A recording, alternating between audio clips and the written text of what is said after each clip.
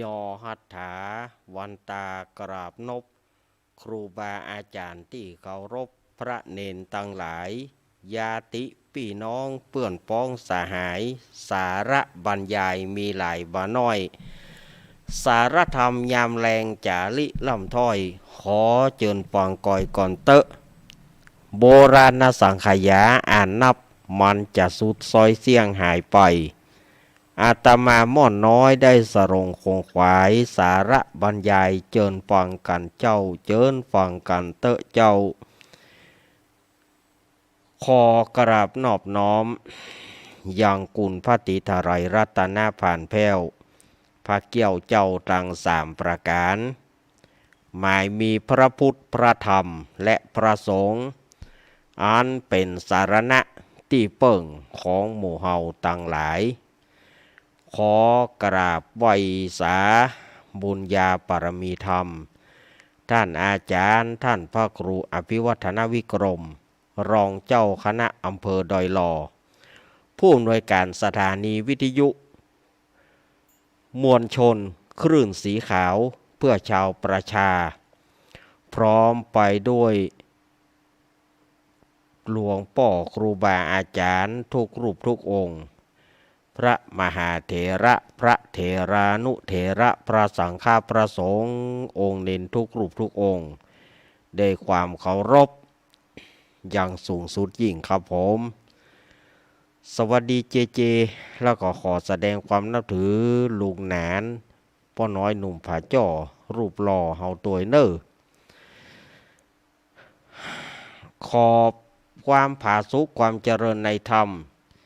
จงบังเกิดแก่คณะศรัทธาญาติโยมศรัทธาญาติโยมสาธุชนทั้งหลายวันนี้ก็รายการสารธรรมยามบ่ายยามแรงในช่วงของธรรมะเพื่อชุมชนปิกมาปะกับศรัทธาญาติโยมเหมือนเช่นเคยต่างสถานีวิทยุมวลชนคลื่นสีขาวเพื่อชาวประชาและเครือข่ายก่อปิกมาปะมาอูมาจ๋ากับสถาญาติโยมเหมือนเช่นเคยต่างสถานีวิทยุแห่งนี้เป็นต้นว่าสถานีวิทยุคลื่นพระพุทธศาสนาการศึกษาและวัฒนธรรม 104.50 วัดฝ่ายหินตำบลสุเทพอำเภอเมืองจังหวัดเชียงใหม่โดยเมตตาธรรมของท่านอาจารย์ท่านพระครูสมุวิสุวัตวรกิจโจสถานีวิทยุวัดพระบาทอุดมน้ำบ่อซาววา 100.25 เมกะเฮิรตซ์อำเภอฝางจังหวัดเชียงใหม่โดยเมตตาธรรมของพระเดชพระคุณหลวงพ่อสุจิตตานุรักษ์ด็อกเตอร์แล้วก็ตุปีสุเทพสถานีวิทยุมนต์เสียงธรรม 106.25 เมกะเฮิรตซ์ตั้งอยู่วัดบุพารามตำบลจ้างเคิงอำเภอแม่แจ่มจังหวัดเชียงใหม่โดยเมตตาธรรมของพระเดชพระคุณหลวงพ่อมงคลวิสิทธิ์เจ้าคณะอำเภอแม่แจ่มแล้วก็ท่านปลัดอุทัยทั้งสองท่านสองอุทัยสถานีวิทยุบ้านทุ่งเรดิโอ 89.50 เมกะเฮิรตซ์โดยการถวายเวลาของป่ออุดมแม่เทียมวันพุทธวงศ์สถานีวิทยุสถานีวิทยุแม่วางเรดิโออำเภอแม่วางจังหวัดเชียงใหม่สถานีวิทยุบ้านแป้นเรดิโอบ้านแป้นอำเภอเมืองจังหวัดลำพูนแล้วก็สถานีวิทยุวิทยาลัยสงฆ์นครลำปางนะวิทยาลัยสงฆ์นครลำปาง 106.50 เมกะเฮิรตซ์วัดบุญญาวาสวิหารแล้วก็สถานีวิทยุสันปะตองเนาะสันปะตองตะกี้ก็แวบเข้าสมองกำหนึ่งเดี๋ยวนี้กึดใจบออกแกละขอสุมาวัดศรีปันเงิน สถานีวิทยุวัดศรีปันเงิน อำเภอสันปะตองกึดใจได้กว่าจะกึดใจได้เป็นตุกเป็นยากเนาะอันนี้ก็คือสถานีวิทยุต่างๆที่เปิ่นลิงก์สัญญาณสู่เครื่องรับวิทยุของสถาญาติโยมหรือว่าสถาญาติโยมจะฟังตั้งจะฟังตั้ง YouTube จะพอตั้ง YouTube ย้อนหลังไปก็ได้ที่วัดฝ่ายหินเปิ้นไทยทอด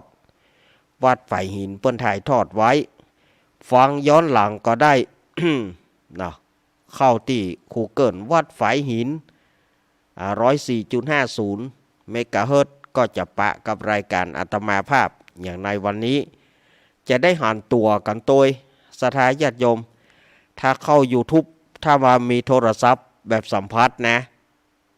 จะได้หันตัวกันโดยจะได้หันว่านั่งอยู่ที่นี่นะสถาญาติโยมก็จะมีโอกาสได้หันตัวมาปะกันวันนี้เป็นวันอังคารที่26 พฤศจิกายนพุทธศักราช2567เดือนยี่เหนือเดือน12ใต้แฮมมานี่11ค่ำวันนี้พร้อมว่าวันอังคารวันนี้ตามใจยเลิกเป็นวันเหมาะเปิ้นฮ้องว่าขี้ไร้เกิดเป็นดีแต่มันไปตัดกับวันเสียประจำเดือนยี่60เสียการวันนี้ก็เลยใจการมาได้ใจการมาได้ก็มุ่ยสลุยกุ้ยไปใจการมาได้แล้ววันนี้ จะไปได้ทำกรรมกับวันพาดปุ้นจะไปได้แถมกรรมกับวันพาดปุ้นสถาญาติโยมสำหรับใจยเลิกแล้วก็น่ากับเดือนยี่จะหมดละเมื่อเดือนยี่หมดเดือน3ก็เข้ามาละนะเดือน3หรือว่าเดือนอ้ายใต้นะเดือนเกี่ยงใต้เดือนอ้ายใต้จะเข้ามาละประเด็นนี้ตังใต้เปิ้นฮ้องว่าเดือน12แถมกรรมนี่เปิ้นจะถือว่าบ้านเฮาฮ้องว่าเดือน3แต่ว่าทางใต้เปิ้นฮ้องว่าเดือนอ้ายหรือว่าเดือนเกี่ยงเปิ้นเดือนอ้ายหรือว่าเดือนเกี่ยงเปิ้นนี่สถาญาติโยมของเฮานี่จะโวยกว่าทางใต้ไป2เดือนจะโวยกว่ากันเฮาฮ้องเดือน3เปิ้นฮ้องเดือนอ้ายหรือว่าเดือนเกี่ยงของเปิ้นบ้านเฮาฮ้องเดือน4เปิ้นฮ้องเดือนยี่มันจะต่างกันหน่อยเนาะแตกต่างกันไปประมาณ3เดือนเมื่อมาปะกันแล้วอาตมาภาพก็บ่ฮื้อกาดแก้วเสียเวลาจะได้ประกาศข่าวสารงานบุญเหียก่อนเมื่อประกาศข่าวสารงานบุญแล้วก็จะได้เตดน้ำเตดธรรมเหล่าน้ำเหล่าธรรมเพื่อสถาญาติโยมได้ฟังกันในช่วงเวลาวันอังคารนี้งานแรกก็งานสวดอิติปิโส108จบงานประเพณีประจำปีของวัดปากตางเจริญตำบลดอยหล่ออำเภอดอยหล่อจังหวัดเชียงใหม่สถานที่ตั้งสถานีวิทยุสถานที่ตั้งห้องส่งคลื่นสีขาวนี้ที่อาตมามานั่งนี่นะเปิ้นจะได้มีจัดงานประเพณีประจำปีขึ้นแล้วก็เปิ้นจะมีการสวด อิติปิโส108จบแล้วก็เปิ้นมีการสืบโหราจาตาตัวสืบจาตาสืบโหราจาตาในวันพุธที่11เนาะวันพุธที่11ธันวาคมวันพุธที่11ธันวาคมเปิ้นจะมีการเจริญพุทธมนต์สืบโหราจาตาแล้วก็ภาคค่ำก็จะสวดอิติปิโส108จบก็เชิญชวนคณะสถาญาติโยมมาร่วมกินร่วมทานกัน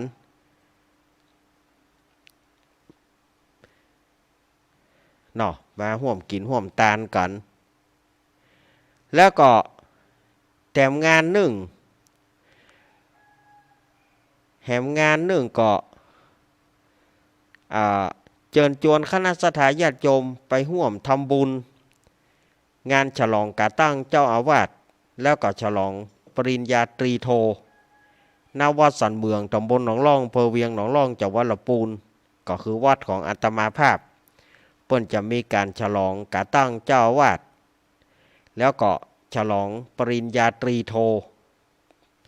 วันที่23ก็คือวันจันทร์ที่23ธันวาคมนี่ก็ไผจะไปเอี่ยวไปห่วมกินห่วมตาลก็น้อมเจริญปอนเนอร์แล้วก็วันที่12มกราคม68ก็ขอเชิญทำบุญทอดผ้าป่า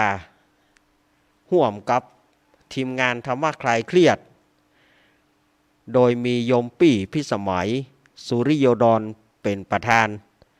แล้วก็ศรัทธาญาติโยมพระสงฆ์องค์เจ้าทีมงานทุกท่านก็ได้จัดทอดผ้าป่าธรรมะคลายเครียดจะทอดถวายหน้าวัดฝ่ายหินตำบลสุเทพอำเภอเมืองจังหวัดเชียงใหม่ก็เชิญชวนคณะสัตยาญาติโยมร่วมทำบุญกันแล้วก็ประเพณีส่งน้ำพระธาตุประจำปีประเพณีส่งน้ำพระธาตุงานประเพณีส่งน้ำพระธาตุวัดสันเมืองเหมือนกันวัดอาตมานะก็วันที่31มีนาคมแล้วก็1เมษายน31มีนาคมแล้วก็1เมษายนอันนี้ก็เชิญชวนคณะสัตยาญาติโยมไปร่วมกินร่วมทานกันส่วนว่างานปล่อยหลวงนี่เลื่อนไปอยู่เนอะปล่อยหลวงนี่ยังบ่ลงตัวเต้อวันนั้นประชุมกันว่า2 3 4พฤษภาคม2 3 4พฤษภาคมว่าจะจัดปล่อยหลวงแต่ก็ยังมาคาราคาซังกับเปิ้นจะเลือกตั้งสมาชิกสภาเทศบาลถ้าหากว่าเปิ้นเลือกตั้งสมาชิกสภาเทศบาลในวันที่สมมุตินะว่าเป็นวันที่4ก็ดีเนาะเป็นวันที่4พฤษภาเฮาก็จัดงานบ่ได้เปิ้นบ่ฮื้อมีมหรสพบ่ฮื้อมีรื่นเริงหยังอันนี้เฮาก็ดูก่อนว่าเฮาจะได้ปล่อยหลวงในเดือนพฤษภาหรือว่าธันวาคม68อันนี้ก็ก้อยจะประชุมกันแถมรอบหนึ่งรอฟังตังเทศบาลเปิ้นเพราะว่าสมาชิกเทศบาลนั้นหมดวาระลงทั่วประเทศนะไม่ใช่ว่ากล้าเฉพาะเขตเวียงหนองล่องก็คือเปิ้นจะมีการเลือกตั้งกันทั่วประเทศประมาณพฤษภาแต่เป็นวันที่หยังไหนเรื่องนายกแต่นายกเนี่ยยังอยู่แต่ว่าจะเลือกสทเลือกสมาชิกเพราะมันหมดวาระบางที่เพื่อก็จะเลือกนายกโดยบางที่เพื่อก็นายกยังอยู่อันนี้เปิ้นจะมีการเลือกสมาชิกสภาเทศบาลหรือว่าสทถ้าว่าป้นวันที่4ไปแล้วเปิ้นไปเลือกเอาหลังจากวันที่4อันนั้นเฮาก็อย่าแขวนน้อยเฮาก็จะปล่อยหลวงได้แต่ถ้าว่าเปิ้นจะเอาตัดวันที่4กับปล่อยหลวงเฮาก็ต้องจำเป็นต้องเลื่อนไปอันนี้ต้องดูแหมกรรมหนึ่งเนาะดูแหมกรรมอาตมาก็บ่แจ้งจะว่าเนาะอันนี้ก็แจ้งกับศรัทธาญาติโยมไปนะว่าปล่อยหลวงเลื่อนไปก่อนแต่ว่างานประเพณีนะก็คือคงเดิม31มีนาแล้วก็1เมษาเหมือนเดิมทุกประการ เอาละบ่ ต่อไปนี้อาตมาภาพก็จะได้นำเอาพระสัทธรรมเทศนาปืนบ้านปืนเมืองช่วงนี้ก็ยังเป็นช่วงของงานเทศมหาจาตุเวสสันดรชาดกอาตมาเทศไปละ4ก่อนละสำหรับชะตาผู้ที่เกิดปีหนูปีงัวปีเสือปีกระต่ายจบไปแล้ววันนี้ก็จะได้น้อมนำพระสัทธรรมเทศนามหาจาตุเวสสันดรชาดกกันที่5คือว่าการชูชกหรือว่าการจุจกสำหรับชะตาผู้ที่เกิดปีมะโรงปีงูใหญ่เนอะคนใดเกิดปีมะโรงปีงูใหญ่ปูจาทำกันชูชกนี้เป็นทำชะตาปีเกิดเนอะศรัทธาญาติโยมวันนี้ก็จะได้นำเอาทำชูชกประดับประดาคาถา79พระคาถาคาถา79เนอะวันนี้นะเจ้าภาพการเทศก็พร้อมกันแล้วเนาะเอาละเจ้าภาพการเทศจุดเตียนทรงธรรมจุดเตียนจตากถาฝ่ายกถามันเนอร์จุดผัดติบก็ดีเตียนแซ่ก็ดีเตียนแซ่ก็ดีจุดกถาธรรมต่างที่ดีไปจุดนอกปุ่นนะแม่จุดนอกปุ่นเนอร์จุดตั้งนอกจุดตั้งนอกมันถ้าวันนี้ควรมันจะขึ้นธรรมาส ควรมันจะขึ้นธรรมาสเมื่อควรมันขึ้นธรรมาสก็อย่ามาแกนอึกแกนอักกันเนาะเอาไปจีนอกพุ่นนะแม่เอาเดี๋ยวทำจะขึ้นละเอาไปจีนอกพุ่นเด้อปออุ้ยไม่อุ้ยที่ลูกบ่ได้ก็เอาฝากป้นไปเอากระถาทำเอากอกเตียนฝากป้นไปกอกทูบฝากป้นไปเอาไปจีนอกพุ่นเรียบร้อยเนาะถ้ามันเจ้ามันถ้ามันได้ลมแล้วเขาจีแล้วมันดับเจ้ามันถ้ามันได้ลมแล้วมันถ้าว่ามันดับก็เจ้ามันเขาจีแล้วถือว่าได้จีละมันได้โลได้ไฟน้อยแล้วมันนี่เจ้ามันเตอะ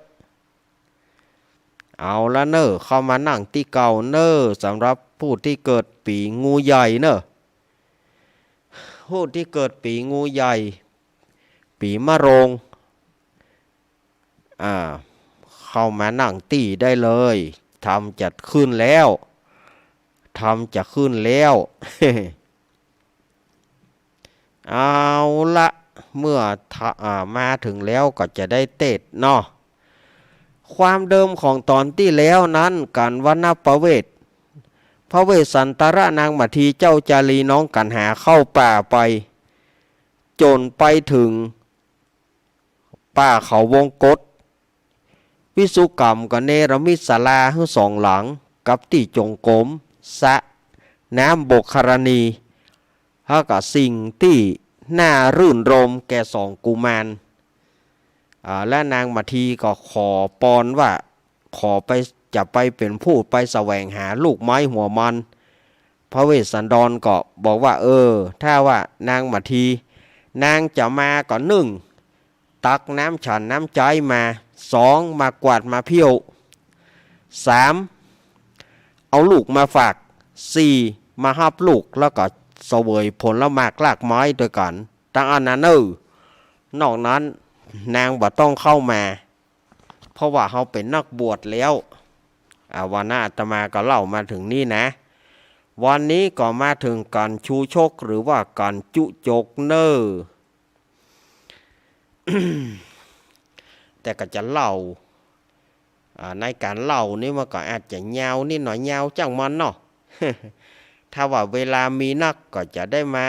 เบาสมองกันอาจจะนำละครมาเล่นแต่ถ้าว่าเวลามันบ่พอก็บอกว่ากันนะวันนี้ก็ฟังธรรมก่อนนะโมตัสสะภะคะวะโตอะระหะโตสัมมาสัมพุทธัสสะ ตาตากาลิงกาลันเตตุนาวินทาพระมานากามาวาสิงสุโจจะโกนามาพระมโนภิกหาจะริยายกหาปัญจะสัตตังละปิตวะเอกสมิงพระมณกุเลทะเปโต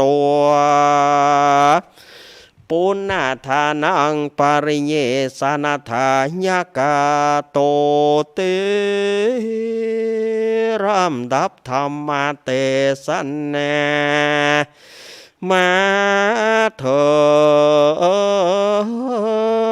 งจูจักะผูกทวนหาส่วนอันว่ามหากษัตริย์คัตติญาราศีคือว่าพญาเวสสันตระกับนางมัทีเจ้าจาลีและกันหา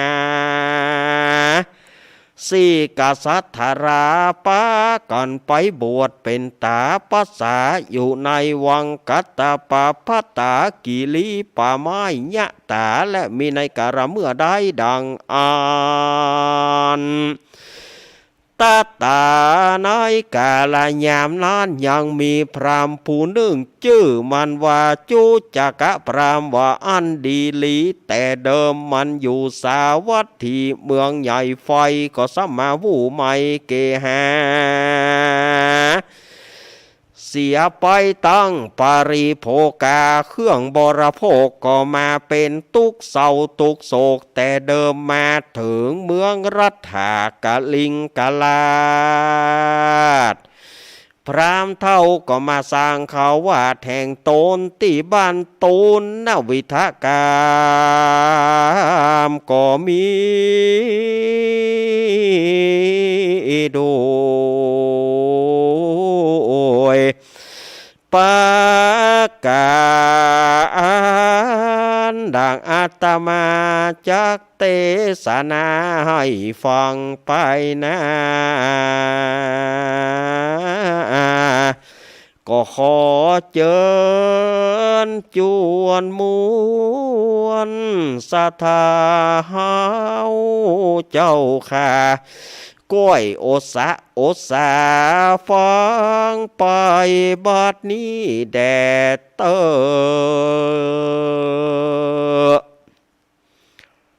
เอาละศรัทธาญาติโยมก็ได้เทศนาให้ฟังเห็นหน่อยเลี้ยวต่อไปนี้ก็เป็นการเล่า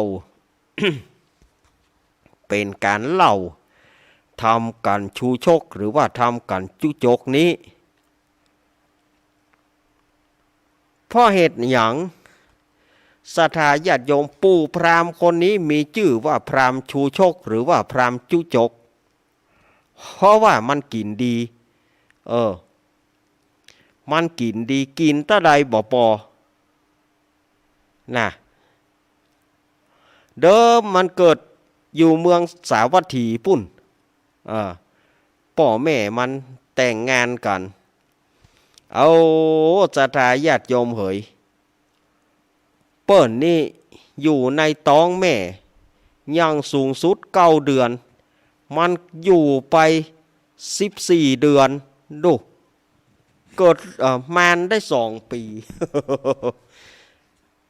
เมื่อใดกะเจ็บท้องบ่เกิดเมื่อใดกะเจ็บท้องบ่เกิดเนี่ยได้กะเจ็บท้องแล้วก็บ่เกิดซะเตื้อเขาก็เลยบอกอุบายให้ป่อมันเอากระสอบป่านมานุ่งกระสอบป่านที่เป็นข้าวที่กระสอบที่เปิดใส่ข้าวสารนั่นนะกระสอบไกลๆน่ะลองเอามานุ่งพอเหรอเพื่อมันจะสะดุ้งมันจะเกิดเหาะพริกเข้าตาเพื่อน้ำโหดตีนมันยังหาย บอกยาตัวแหมต่างหากนะพริกเข้าตาน้ำโหดตีนมันยังหายผัวมันก็ใส่นุ่งกระสอบป่านหมอกมืดสลุ่มเข้าไปหาเมียมันเจ็บท้อง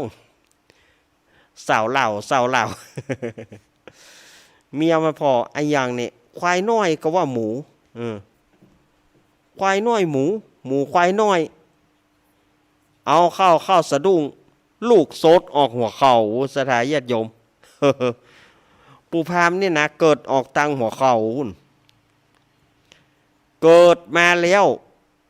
ส่งเสียงห้องว่า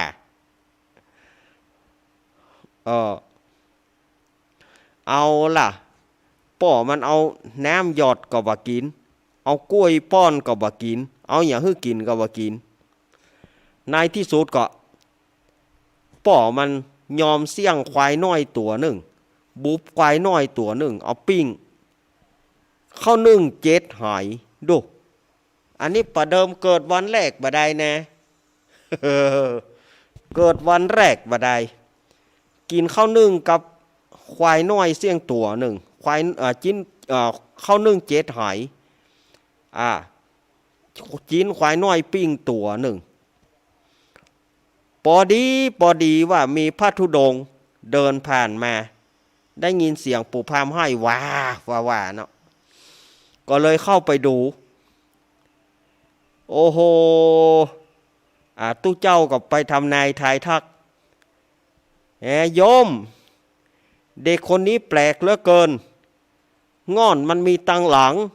หูดังมี2 หูมี2 ใบเอามากับแม่นนะกระตุ เนาะง่อนมีตังหลังหูดังมี2 หูมี2 ใบมันเหี่ยวออกมาเป็นน้ำมันขี้ออกมาเป็นก้อนโอ้ตู้นี่อย่างใดเนี่ยเขาก็ท่านนี่ตายแม่นแต่ก็มันแม่นจะได้มันก็หังของมันตรงตัวนี้เนาะ เลี้ยงไปใหญ่มามันจะได้พึ่งพ่อพึ่งแม่มันเดี๋ยว ตู้เจ้านี่อย่างใดหาว่าปู่พามใหญ่มาจะได้เปิ่งป่อก็เดียวว่าจะเป็นที่เปิ่งของป่อของแม่นาดจะนาดจะมาเป็นนั้นพ่อแม่ได้เปิ่ง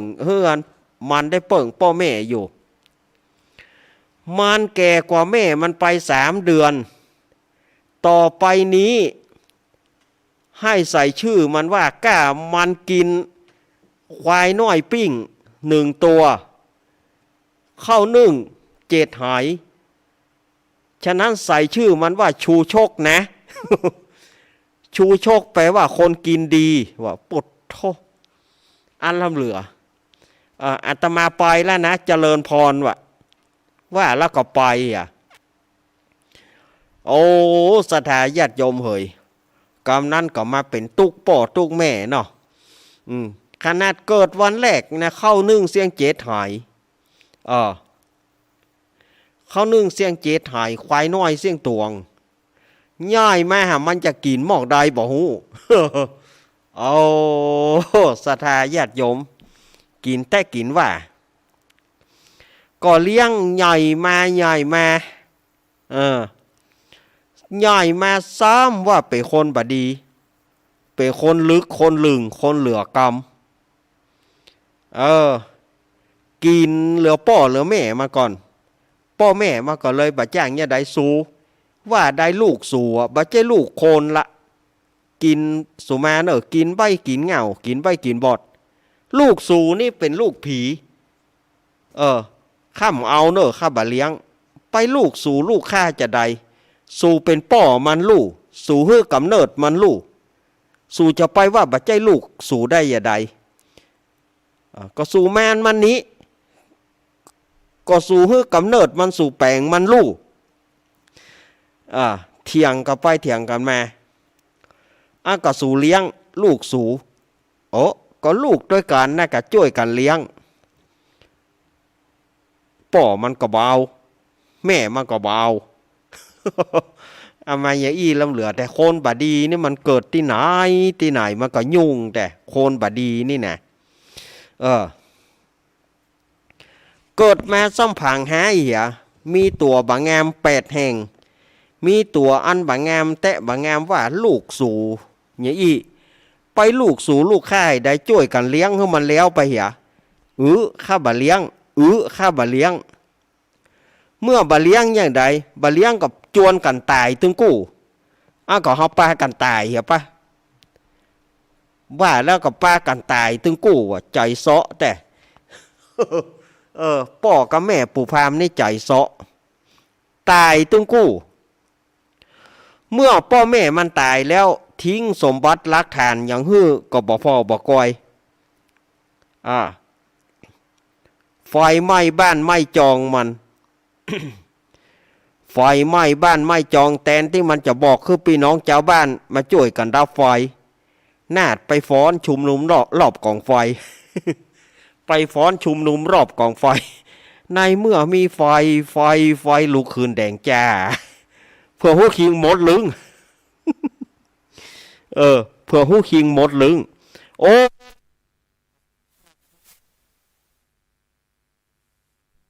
ตัวก็เลยออกขอทานขอทานได้ไปวันบางวันก็ได้บางวันก็บ่ได้ไปซ่อขอทานแต่ปู่พราหมณ์นี่มันเป็นคนขี้จี้หน่อยมันได้มาก็เก็บได้มาก็เก็บ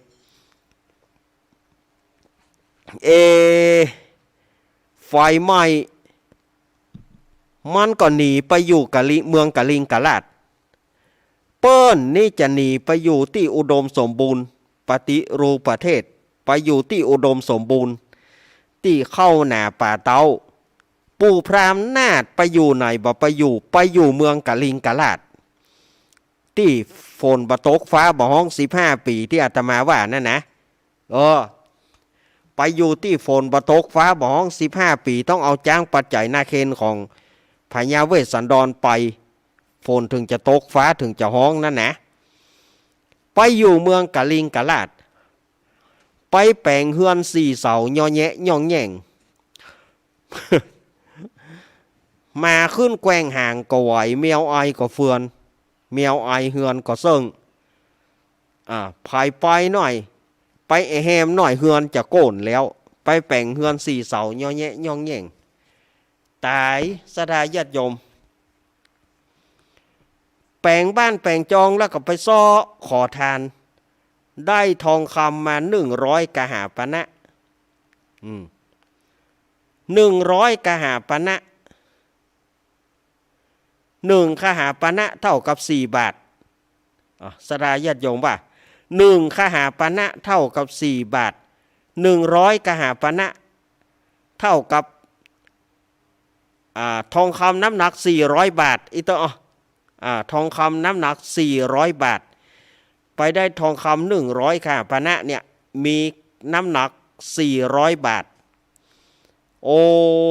ทองคำมีแล้วบะจ้างเอาไปที่ไหนจะเอาไว้บนหัวก็มันเป็นจ้องจะเอาไว้ปองก็กลัวโจรมาลักจกจะเอาไปไว้ที่ไหนบ่มีความสุขกันแล้วได้ทองคำมาก็มีความสุขก็เลยเอาไปฝากไว้กับพ่อแม่นางอมิตตา ไปหันใส่ลูกสาวเปิ้นชื่อว่านางมิตตาเอาทองคำมันไปฝากแล้วก็หนีไปบ่เข้าบ้านเข้าจองเมินเข้าพ่อแม่นางอมิตตานี่ก็คือว่าปู่พราหมณ์นี่ถ้าจะตายละมันมาเอาทองคำมันเขาก็เลยเอาทองคำมันไปขายพ่อแม่นางอมิตตานี่นะเอาทองคำปู่พราหมณ์ไปขายเมื่อเอาทองคำไปขายทองคำหมดสตางค์หมดปู่พราหมณ์เข้าบ้านมาพอดีอันเนี้ยเพราะว่าผีซะหน้าสถาญาติโยมผีขายหน้าเนาะเอาของเปิ้นไปแล้วเอาของเปิ้นไปขายปัดเถอะปู่พราหมณ์มาถามหามีไหนทองคำข้าจะมาเอาคืนน่ะคนที่มันมีความผิดนะมันตึงโลอัน คือว่า ไอ้พรามบ้าอันไอ้พรามคนหล่อบาล่อบาเลยอย่างมีไหนทองคำข้ามีไหนเอามาอันคือว่าอย่างใดบัดเดียวนี้ทองคำมันบ่มีแล้วมันก็สัวไปขายแล้วมันก็คือว่าทองคำนะมันนี้เนาะมันบัดนี้มันนี้ก้อยนี้มันบัดนี้เตื้อมันก็เลยบัดนี้แสดงว่าบัดเดี๋ยวนี้สูเบี้ยวไหมก่อ กูจะแจ้งตำรวจ อันจะไปแจ้งตำรวจแต่นะมัน วันนี้เตื้อก็มันวันนี้อย่างใดมันมีไหนนะมันถ้าอย่างเฮานี่เฮาก็จับพิรุธได้แสดงว่ามันมีละแสดงว่ามันมีละนี่มันมีละปูพามก็แค่คู่ติ๊กติ๊กอะถามติ๊กติ๊กมีไหนทองคำค่าบัดได้นี่สูโอมแม่ก็บัดได้โอมรู้บัดได้โอมนะบัดได้โอมแล้วมันมีไหนก็คือว่ามันบัดนี้ปกูขี้ค้านสืบความยาวสาวความยืดบึดกับบัดนี้บึดกับจะนี้บาเดียวนี่แปลว่าสู่เอาทองคำกูไปขายแล้วบาเดียวกูจะยับอันว่าดีว่าแต่พี่พรามเนาะไอ้พรามคนหลุบหล่อมามาเอ้ยนี่ไอ้พรามว่าดีว่าแต่นะทองคำนั่นเนาะมันหมดไปละนะกูว่าประเด็นนี้กูจะยับสู่อันว่าดีว่าแต่นะเนี่ยข้าจะเอาลูกสาวเอากะโลข้าจะเอาลูกสาวนะเอากะคนเฮานี่มาตายกับลูกสาวเปิ้นเนี่ยแต่มันหมายไว้แล้วนี่เปิ้นเอาไปก็เป็นหยังขู่เข้ามาเตือนลูกสาวมันเพราะว่าพ่อแม่นางมิตรตานี่มีปัญญาหรอเอาลูกสาวไปเนาะ ลูกสาวอยู่ดีๆบอกว่าดีอันนี้ก็ศรัทธาญาติโยมอาตมามีเรื่องเสริมเพื่อฟังมีคนบ้านอาตมาฮะนะเมินละแล้วเดี๋ยวนี้เปิดกระต่ายไปละเอาขอนผีตายมาเล่าสมัยนั้นญาติโยมจำก็เปิ้นมาขายยาแปะที่เอาหนังมาฉาย10 กว่าคืน20 คืนบอกว่า10 คืนบอกว่านั่นนะที่ขายยาแปะผ่ายจำได้พ่องประมาณ30 กว่าปี40 ปีเนี่ยป้อกายาแปะเอาหนังมาฉายบอกว่ากันเปิ้นหามจอไปขว้างป่ายามาก็ยังตัวไปฉายอยู่ทีนี้ฉายหนังที่แต่ก่อนไปกลางโต่งเนาะบัดเดียวมันไปบ้านไปจองไปละที่ใกล้ๆบ้านอาตมาฮะนะชายนางอยู่12 คืนจะชาย15 คืนครูใหญ่ขอว่าโอ้ไปชายอันละเหลือละอ่อนบัดได้เข้าโรงเรียนน่ะเลยชาย12 คืนย่อมมาย่อมเพื่อหน่อยย่อมมา3 คืนชายเพื่อ12 คืนคืนสุดท้าย คืนสุดท้ายเพื่อแปะยาคืนสุดท้ายเพื่อแปะยาจะเอาขวดหรือ2 ขวดสมัยนั้นก็บัดเจ้าว่ายังเนาะสตางค์สตางค์100 ปายขวดยามันแปลงหน่อยเถอะยาขวด100 2 ขวดก็200 2 ขวดก็200แปะนะแปะ3 เดือนจะมาเก็บ3 เดือนจะมาเก็บแล้วปรากฏว่าโยมคนเนี้ยนะโยมคนที่อาตมาอู้ถึงนี่นะเล่นแปะยาเปิ้นแตะแล้วก็บาสงวนสตางค์ไว้มีก็ซื้อกินเนี่ยแล้วก็บักกึดว่าเปิ้นจะมาเอาเปิ้นจะบอกว่าคนที่ฮื้อแปะยานั่นน่ะก็มีอย่างมีกระจื้อแล้วก็บัตรประชาชนอย่างก็บะเขียนสำเนาบะเขียนอย่างจดกับเลขที่จดจื้อตานะแทนที่มาจากขอบัตรประชาชนเปิ้นไว้การอย่างกากลมขออันคนที่ฮื้อแปะแล้วคนที่แปะก็มักง่ายแปะแล้วก็บ่สนใจอย่าง3 เดือนก่อนแล้วเพื่อ3 เดือนเปิ้นมาเก็บสตางค์บ่มีสตางค์เปิ้น มีสตางค์เขาเปิ่นมาถึงบ้านกึดไว้เขาอู้พอก็อดไข้หัวมได้สดาญาติโยมเหยเปิ่นมาถึงบ้านเอาป้าถึงเวลาเก็บสตางค์โหมายังเตอโหก็มากะนี่เหรอว่าไปยองนะมายังเตอโหบ่มาได้ก็ตามกำหนด3 เดือนน่ะโอ้ยตังก็มียอบไก่น้อยเขาเปิ่นกุ้งอ๋อสตางก็มีเอาไก่น้อยไปให้ปะไก่น้อยสมัยนั้นยังเก่งกับตัวสาวไก่น้อยถ้ามันยังบ่เครื่องแต่กับ15ย่อมได้เด้อเอาไก่น้อยไปให้ปะสตางค์มีเปิดโอกาสที่3 เดือนถ้าเปิดโอกาสเถื่อเปิ้นให้แปะ3 เดือนเปิ้นมาเก็บย่ำมีสตางค์ให้เปิ้นเตื้อเอาไก่น้อยไปเอาไก่น้อยให้เปิ้นปล่อยไอ้น่ะก็สุแม่เนอะไอ้คนให้แปะยามจ้างเนี่ยใดเนาะติวไก่น้อยต้องยอกไก่ยาก็บอกกุ้มฝ่ายบ่อยโดนเจ้านายด่าสมัยก่อนในยาแปะนึมีหรอมาฉายหนังปักลักฉายหนังนะจบเปิ้นหามจอไปขว้างมากับยังตัวไปฉายอยู่โอ้10 กว่าคืน20 กว่าคืนนั่นนะสมัยก่อนเนาะฉายหนังแต่ก่อนนี้เครื่องเสียงเครื่องไฟนะขอละไว้บ้านอาตมาหรออาตมาเป็นละอ่อนนะขอละไว้ฮะนะขอละไว้บ้านฮะกันค่ำมาเขาก็มาเอาไปเปิดเครื่องจอแล้วก็ไปเปิดเครื่องตึงเครื่องปั่นไฟนะค่ำมาเขาฉายหนังแล้วเขามาละไว้บ้านอาตมานะสมัยก่อนนะอาตมาเป็นละอ่อนจำได้อยู่ ถึงเวลาจะเลิกหนังก็ฮึแปะ3 เดือนมาเก็บโยมคนนั้นมีตังฮึเปิ่นเอาไก่น้อยฮึเปิ่นเอาไก่น้อยไปให้ป้าสตั้งมีมีไหนล่ะจะเล่าทำโซดไปเผ็ดปูนกันแต่ถึงเวลาก็กรณีพ่อแม่นางมิตรตานี่เหมือนกัน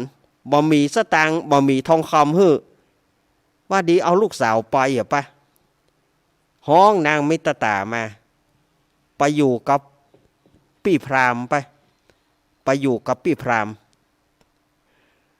ปูพรามชูชกมันก็หันนางอมิตรตางามพี่ลี่งามพี่ลี่ก็เลยบอกว่าอีนายเหยไปอยู่กับอีลุงจะกินยังจะเอาอย่างของอีลุงมีปลาเลอะปลาเต๋อไปอยู่ตัวอีลุงจะกินอย่างจะเอาอย่างจะแต่งตัวอย่างไหนมีพร้อมพรุ่งนางอมิตตาก็คิดว่าจะสบายพ่อแม่ก็จะสบายตัวเมินเข้าก็จะได้ไปฮับพ่อแม่มาอยู่ตัวหนีไปตัวปู่พรามไปอยู่เมืองกะลิงกะลาดไปมีอย่างเฮือน4 เสาย่อแยะย่องแย่งอย่างที่อาตมาว่าตะกี้นางอมิตตาให้ไปเกินเดือนปุ่นอีนายให้อย่างเสียใจทีแรกบอกว่าจะกินอย่างจะเอาอย่างก็บอกแล้วรอจะกินอย่างมันบ่มีอย่างกินมันบ่มีอย่างฮื้อก็จะเอาอย่างกับมันมีอย่างคนเฮานี่ มันน่าชื่นอกตรมสถาญาติโยมเมื่อมันมีทางเลือกนางมิตรตาก็จำใจได้อยู่กับปู่พรามตั้งนางไว้เป็นหลานเอาไปเอามายับเป็นเมียเหี่ยเลยเพราะว่ามันนอนห้องเดียวกัน เพราะมันนอนห้องเดียวกันเฮือนปู่พรามมันมีห้องเดียวเอานางมิตรตาเป็นหลานเอาเข้าก็ยังว่านะกันเนาะสุมาเตะกำโบราณเปิ้นว่าป่าแห้งหล่อหน้าเมียวบ่กินก็แง่วเปิ้นว่าอีนะอันนี้บ่ใจว่าอาตมาสร้างกรรมนี้ขึ้นมาคนเดียวนะมันเป็นกรรมที่เปิ้นโบราณเปิ้นว่าไว้ป่าแห้งมาหล่อหน้าเมียวบ่กินก็แง่ว พอใจอยู่กับไม่ยิงมันก็จะไปเหลือก็ยับนางมิตรตาเป็นเมียนางมิตรตาบาจ้างเนี่ยใดละก็เลยจำใจอยู่กับปู่พรามอุปถัมภ์อุปถักตักน้ำต่ำเข้า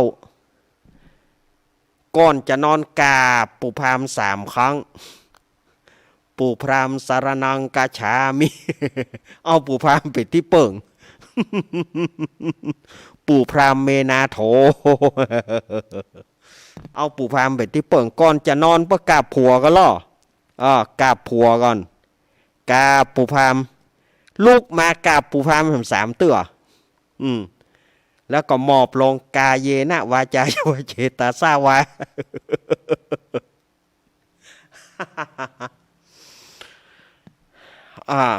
ลูกมาตักน้ำนึ่งเข้า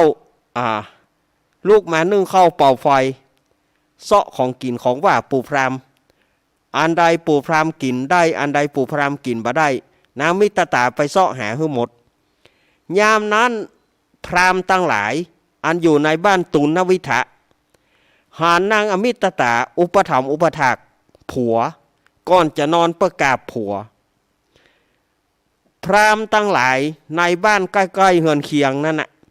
เนี่ยเขาว่าเอาให้อาหารปากชาวบ้านเชื่อยากหูอย่างมาก็อู้กันต่อไปเมานางอมิตรตาด่าเมียเขาแล้วไปเมานางมิตรตาสู่เขานี่นะบ่ได้เกิงอมิตรตาพ่ออมิตรตาผัวเปิ้นเท่าเปิ้นยังอุปถัมภ์อุปถากโอ้สู่เขานี่เป็นคนดีพ่อบ่กอยที่กินที่นอนที่หลับที่อยู่น้ำกินน้ำใจบ่มีอย่างพ่อนางมิตรตาจะตักน้ำเต็มหม้อเต็มหอยของกินของว่าอันใดปู่พรามมักอันนี้ผัวกินยังบ่กินยังบ่ฮู้ป้ากันด่าว่าเมียเขาไปเมานางมิตรตายามนั้นนางตั้งหลายก็ปดโทแสบแสนแสบแสบเข้าไปถึงสวง เนาะแสบเข้าไปตะก้อนผัวเฮาบ่เคยด่าตั้งแต่อมิตรตามาอยู่นี่ผัวเฮาด่าเฮาต่างๆนานาฉะนั้นปากันตั้งกลุ่มไปประท้วงนางมิตรตาไปปากันไปขับไล่นางมิตรตานางอมิตรตาไปตักน้ำปากันไล่มันเอาตายว่าแล้วเขาก็ไป ไปท่าที่น้ำบ่อยามนั้นนางอมิตรตาไปตักน้ำเขาบอกกองโจโลเข้ามาหันไอ้คนหนึ่งมาละอมิตรตากาลีมึงมาอยู่อย่างนี้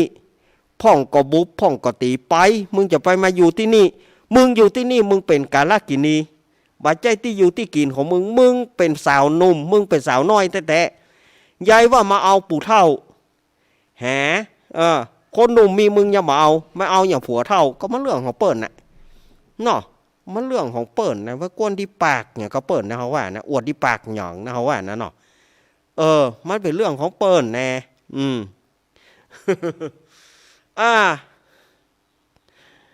ด่านางมิตรตาไปเนอะนางมิตรตากูบ่ไปมึงจะโดนระเบิดขวดไปห้ามมาอยู่ที่นี่พ่องก็ปากันด่าพ่องก็ปากันบุบปากันตีนางอมิตรตาถูกด่าถูกตีให้ไปหาปู่พรามให้ไปหาปู่พรามปู่พรามถามว่าอีนายให้เงี้ยหยังอีนายให้เงี้ยหยังแตนจี้กะหมดโขบกะเพิ่งจี้กะนี่อย่างนี่อย่างก็บ่ฮู้บ่ฮู้ละให้ยังไง เมื่อคืนน้องไปไหนวันนี้ทำไมให้มาอึกเนี่ยคุณอาเขาปวดท้องเลยไปย่อมง่อนให้คุณอาอันนี้มันยุ่งไปใหญ่ คุณอาเขาปวดท้องเลยไปย่อมง่อนให้คุณอาถามไปถามมาก็บ่ฮู้ เอาละศรัทธาญาติโยมต่อไปนี้ อันนี้มันเวลามันนี่ละมันจะเสี่ยงละถ้าอาตมาเล่ากับบตาลละเวลามันจะหมดลึงละศรัทธาญาติโยมเหยเวลาของอาตมาช่วงแรกนี่จะหมดแล้วเนอะศรัทธาญาติโยมว่าเวลาของอาตมาหมดลงพอดีศรัทธาญาติโยมจะไปฟังหนีไปไหนเต้อนะถ้าศรัทธาญาติโยมหนีไปไหนก็บ่ได้ฟังธรรมให้มันจบเนอะกำเดียวอาตมาพักยกแป๊บเดียวแป๊บเดียวกำเดียวอาตมาจะมาปะกับศรัทธาญาติโยมใหม่สำหรับศรัทธาที่เป็นเจ้าภาพกันเต้ไปฟังไปไหนเต้อโอเคอาตมาพักไว้ตะอีกันเนอะเจริญปอน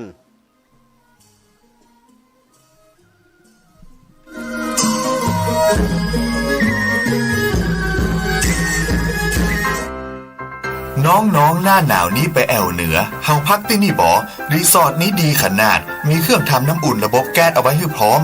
แต่ก็ต้องระวังเนอะเครื่องทำน้ำอุ่นระบบแก๊สมีคนตายมาหลายรายแล้วจะอั้นเลยกะอ้ายก็นึกภาพเอากะเปิดเครื่องทำน้ำอุ่นระบบแก๊สในห้องน้ำถ้าบ่มีพัดลมดูดอากาศการหมุนเวียนของออกซิเจนมันจะดีได้จะใดในเมื่อการเผาไหม้บ่สมบูรณ์ก็เกิดการสะสมแก๊สคาร์บอนมอนอกไซด์สูดดมเข้าไปมันจะไปจับกับเม็ดเลือดแดงและทำให้เม็ดเลือดแดงจับกับออกซิเจนได้น้อยลงเมื่อออกซิเจนเข้าไปถึงปอดก็จะยากให้คลื่นไส้เมาหัวหายใจยากจนถึงขั้นเป็นลมแล้วก็ตายได้โดยเฉพาะคนที่มีโรคประจำตัวเช่นโรคหัวใจโรคเลือดจางหอบหืดถุงลมโป่งพองโรคความดันโลหิตสูงซึ่งจะมีโอกาสสูงกว่าคนอื่นน่ากลัวขนาดเนาะมันก็บ่ถึงขนาดนั้นถ้าหารู้วิธีคือถ้าอาบน้ำด้วยเครื่องทำน้ำอุ่นระบบแก๊สบอดี้อาบเกิน10 นาทีจะต้องเปิดพัดลมระบายอากาศหรือให้อากาศถ่ายเทได้ดีอันนี้ก็จะช่วยได้นักถ้าหมู่เฮาแค่หูข้อมูลเพิ่มเติมโทรสอบถามได้ที่กลุ่มสื่อสารความเสี่ยงและพัฒนาพฤติกรรมสุขภาพสำนักงานป้องกันควบคุมโรคที่1เชียงใหม่053-140-774-6หรือสายด่วน1422จนเครียดกินเหล้าจนเครียดกินเหล้า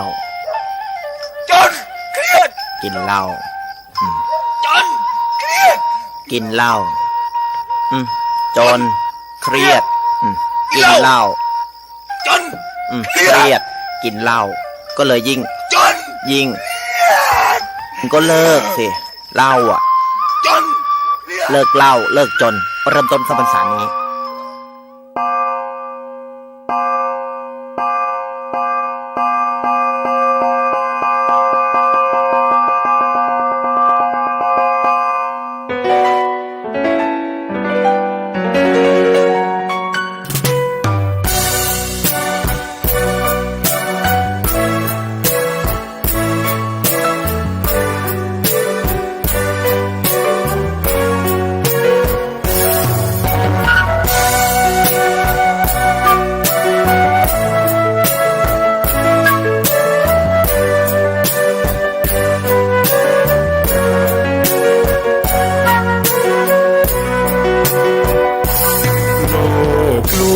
ชวนให้คิดอนิจจังทุกสิ่งไม่ยั่งยืนจีรังย่อมผุพังตามกาลเวลาจะฝืนให้ยั่งยืนจนสิ้นโลกาอย่าได้หวังดังปรารถนาองค์พระพุทธาท่านตรัสสอนไว้เกิดแล้วคงไม่แคล้วต้องชราแก่อาคราวแก่สมปัญญาทั่วภารามีทมไปเจ็บทุกข์ย่อมเวียนวนมีพ้นใครๆสัตว์โลกล้วนรู้แน่แก่ใจเกิดแก่เจ็บตายหลีกไปไม่พ้นใครหลงคิดหลงติดอัตตาว่าใจแจ้งกำมลแม้นใครปลงได้คงสุขล้นชีวิ ดมาเป็นคนสมบูรณ์ดับหายเพียงร่างกายไว้ชีวาแต่กุศลผลกรรมทำมาย่อมแปลงค่ากลายเป็นทุนส่งผลให้ทุกคนเวียนวนไม่สูญสุขและทุกข์เป็นไปตามทุนที่พวกคุณได้ก่อทำมา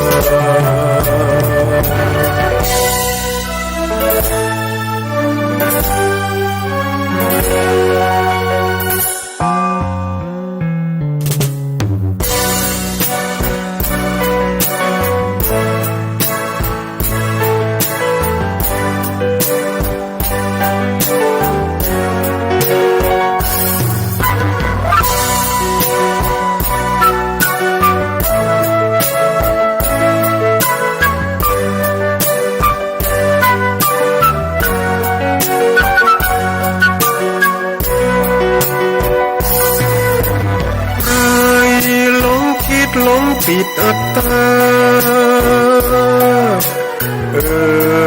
ว่าใจแจ้งกมลแม้นใครปลงได้คงสุขล้นชีวิตมีมองมนเกิดมาเป็นคนสมบูรณ์ดับหายเพียงร่างกายไว้ชีวาแต่กุศลผลกรรมทำมาย่อมแปลงค่ากลายเป็นทุนส่งผลให้ทุกคนเวียนวนไม่สูญ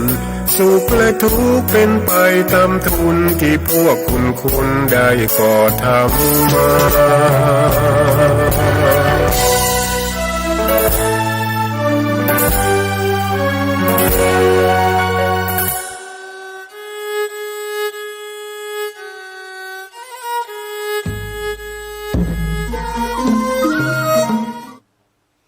เอาละศรัทธาญาติโยมสาธุชนตั้งหลาย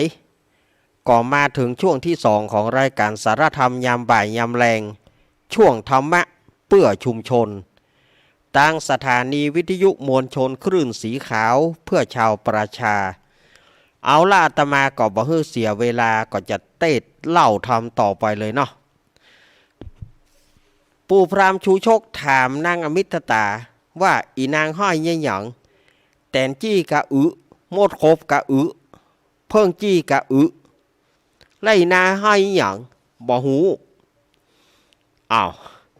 ถามไปถามมาไปว่าเขาลุ่มด่าหัวเขาลุ่มตีหัวปู่พราหมณ์โคตรขนาดมันเป็นไผมาตีเมียกูไผมาด่าเมียกูเป็นอีอะหยังไล่ลำดับลำดา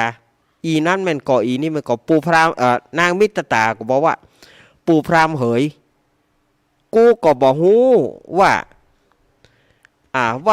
ชื่อหยังแต่เขามูนั่นสวกขนาดมาด่ากูอยู่บ่ได้กูจะหนีไปบ้านกูละปู่พราหมณ์เหยโอ้เฮ้ยหรอปู่พราหมณ์ว่านะโอ้ป้ามาอย่าหนีป้าไปอีหรอแม่มันเหยเรื่องนี้มันเป็นเรื่องใหญ่ป้อมันถึงมายอม เขาด่าแม่มันตีหัวฟาดก็สนั่นหัวฝาตีหัวมาก็สนั่นหัวคนเมื่อเขาด่ามาป้าตึงบ่ยอมเห็นล่ะ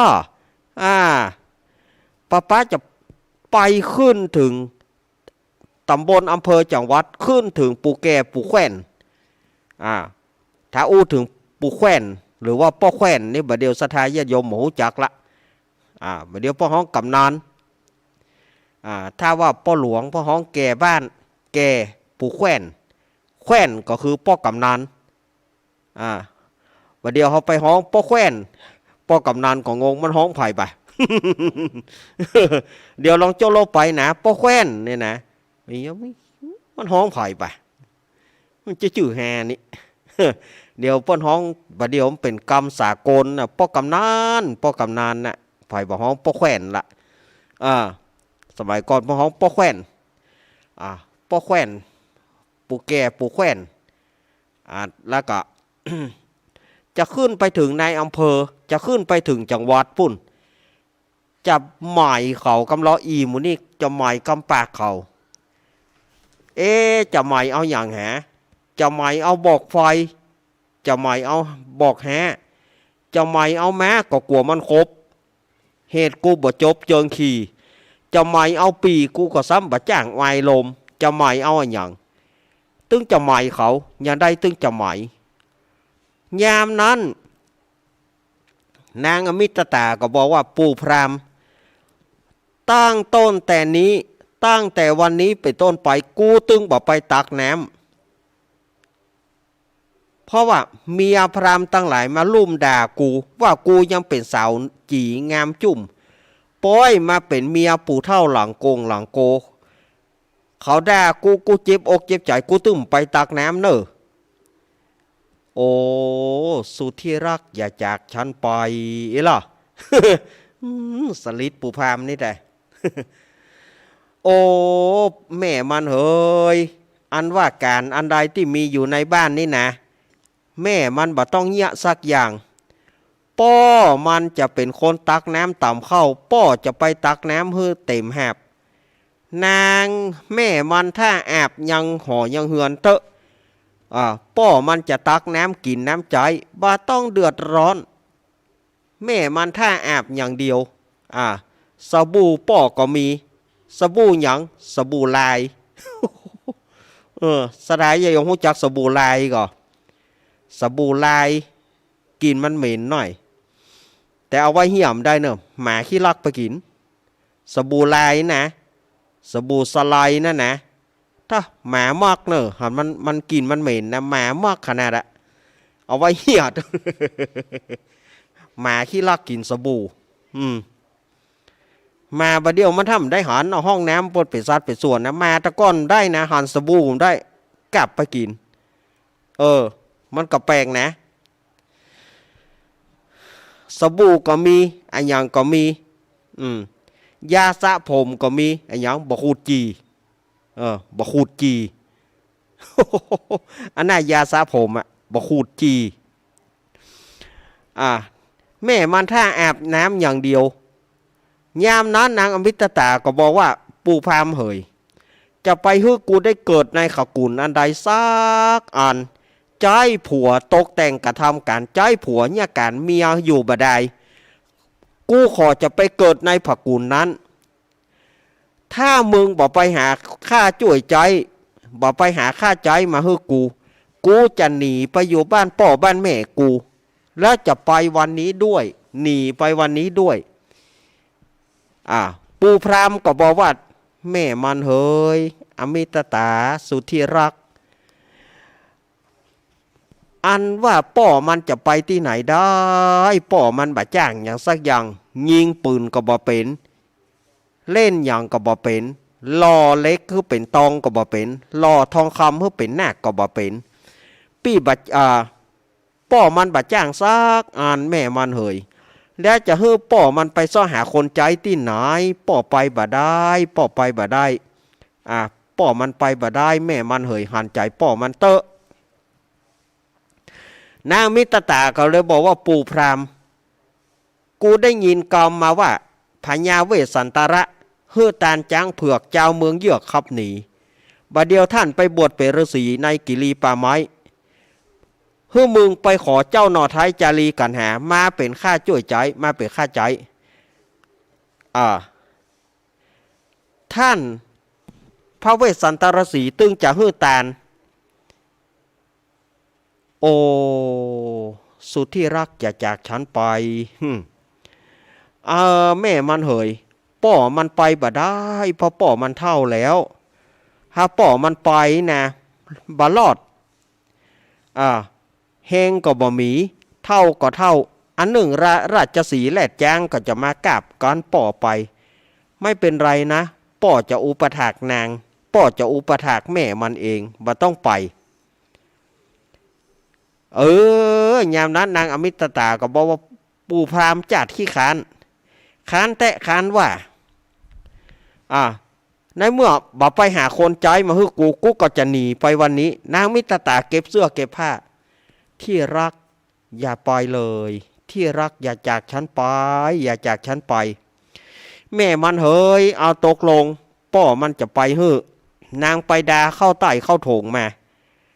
นางมิตรตาก็ไปเสาะหาของกินของว่ามาใส่เต็มโถงสปายเต็มโถงสปายปู่พรามก็ฟังแปลงห่อแปลงเฮือนยศยศเฮือนนั่นน่ะซอนเฮือนนะอันใดมันรู้มันข้ามมาก็แปลงเฮ้อแปลงประตูบดีก็แปลงไปหาหลัวมาไว้จนเต็มที่เต็มตางแล้วก็ไปตักน้ำมาเต็มภาชนะจุแห่งเมื่อตักน้ำหาหลัวเรียบร้อยก็ทารงเป็ดเป็นฤาษีอยู่เป็นจีในเฮือนมันฮือโอวันนางแก้วมิตรตาอมิตรตาน้องแม่มันอยู่กับเหย่าเฝ้ากับเรือนนะอย่ามีชู้นะถ้ามีชู้แล้วก็น่าดูสั่งเสียนางมิตรตาแล้วก็ซุปเกิบสปายถงอันใหญ่สปะของกินใส่กุอันยับมือเมียมันจับมือเมียมันจับมือหน่อยจ้าเช็คแฮนด์เช็คแฮนด์เห็นล่ะเช็คแฮนด์เช็คแฮนด์ว่าแล้วก็ให้ไปบอกว่า5 ป่าทู5 ป่าน้อยก็ยังมีเกิงหนึ่งมีหน้าประตู5 ป่าทูก็มีนี่ดูกระรานางอมิตรตาเหยถ้ามึงไข้เหี่ยวมึงเหี่ยวนี่ปองบนหัวนี่ถ้ามึงไข้ขี้ใส่บอกไม้หกไม้สางบอกมันแบบเจสั้นบอกมันยาว6 ศอกบอกมันยาวถึง8 ศอกก่อนถ้ามันเต็ม6 บอกนี้กูปี้เขาลองปอกคืนมานางมิตรตาก็บอกว่าไปปู่พรามจะไปมาโจมอุ้มแอมกูรำคาญว่าแล้วปู่พรามก็หนีไปสปายโถงเข้าอึตึอึงตึงหนีเข้าป่าไปลงเข้าไปสู่เมืองศรีวิราชลงเข้าไปสู่เมืองศรีวิราชไปถามหาพญาเวสสันดรเจ้าศรีวิราชถามว่าลูกไหนมามันบอกว่ามันลูกจากเมืองกาลิงกาลาดเพื่อจะมาเอี่ยวหาพระเวสสันดรพระเวสสันดรอยู่ในเมืองเจตุดรบ่ได้เพราะว่าเจ้ากาลิงกาลาดมาขอจ้างเผือก บาเดียวนี้เจ้ากาลิงกาลาดมาแถมแล้วแสดงว่ามีเจตนาที่บดีเขาก็เลยขับไล่มันหนีเข้าป่าไม้ไปเมื่อเข้าไปแล้วไปปะใส่หมาพรานเจตบุตร32 ตัวมาร้อมเห่ามันเท่าละเก่ากว่าตายหนีขยุยขยายขึ้นต้นไม้สั้นล่นไปล่นมาให้ไว้ไวๆน่ะสทายยมอันนี้เปิ้นว่าอีนะยามนั้นก็ไปป้าใส่มาพรานเจตบุตรมาร้อมเห่าเท่าละเก่ากลัวตายหมาพรานหลายเลี้ยงไว้เต็มป่าไม้ไล่เลยครบตัวหนึ่งชื่อปู้ทุบแก้วเจือครบเจือกาบตัวหนึ่งชื่อปู้ตาบมันจ้างสุบสาบจอมหอยตัวหนึ่งชื่อปู้ดำมอยโปกห่างครางไปทั่วป้าป่าเสียงตัวร่ารายทีตัวหนึ่งชื่อมันว่าไอหูรีหางดอกตัวหนึ่งชื่อปูตอกมันจ้างสอกกอกในหอมร้อนหันซัดและคนเข้ามามันขับไล่เข้าไปไกลเปล่าเปิบเอาตัวหนึ่งชื่อว่าดาวสเดชแม้นลงป่าได้7 วันมันก็ยังพันมารอตัวหนึ่งชื่อปูดำปอดตาแหวนเฮาเสียงแข็งปานฟ้าผ่ากล้องตุกม่อนแดนดอยตัวหนึ่งชื่อมันว่าไอตาแมนม้าเก่าเกลือย่อมไหลเนื้อตัวต่างตัวหนึ่งชื่อแดงด่างมันจังนอนปางคางเจ้าเฝ้าอยู่หัวคันใดตัวหนึ่งชื่อมันว่าอีใจไวหันอันใดก่อโคบก่อกาบแล่นกันกาบยามเดียวตัวหนึ่งชื่อว่าไอสรับสเรวดำปอดจังรู้สอดตามรอยก้อยหูตาแห่งเจ้าตัวหนึ่งนั่นเราชื่อมันว่าอีเต้าเป็นหมาเท่าหมาแก่แต่เจือแม่มันมาเล็งมักกาก็แม่นหูใจแกวนโหนต่างกันมันหันละและยางสัมไปถงแจกกันมันครบแล้วก็เอาแบกลงดอยดูตัวหนึ่งชื่อไอตามอยม้าใหญ่หันหัวลานไล่ตันใจตัวหนึ่งชื่อว่าไฟเดือน5ตัวหนึ่งชื่อว่านางฟ้าเดือน6 หันยาโจกบ่ได้ไล่ตัวตันตัวหนึ่งชื่ออีมานีวันหางการหันหมู่ม่านเมงจังเร่นตามรังกันกาบมันกันกาบเอาตายตัวหนึ่งชื่อว่าไอ้ขาลายแข้งเต้าเป็นหมาเท่าเจื้อคบเจื้อกาบเจื้อมาหยาบแควนแหงตัวหนึ่งชื่ออีตาแดงเจ้ามันรักมันแปลงผูกเอาไว้แม้ตัวนี้ใจการใจประโยชน์ได้จุอันสี่ตีนมันยานหาอองเต่าปากมันเห่าหาแลนตามันแงนหาหางเพิงหางหอกหางมันก็มาซุกซอกเข้าหูหนูหูมันก็มาเงียงฟังหาเจ้ามันเรียกละมาอเนกประสงค์ใจการได้จุอัน ตัวหนึ่งชื่อว่ากาจะเรียกแร่นตารอมตัวหนึ่งชื่อว่าของเพืองคาบแล่นกันกาบเสือมีตัวหนึ่งชื่อว่าไอคนยีจอมจ้อจ้างหุมหล่อคบเสือตัวหนึ่งชื่อว่าอีคำเครือคนหยาบกันมันใดกันกาบเลี้ยวมันบัสวะบอกว่าเอามิดเอามุยง้างกลางจักออกได้หันปูพามไก่เข้าคบทงตัวหนึ่งชื่อว่าแสนตาวงธรณีไหววาดตั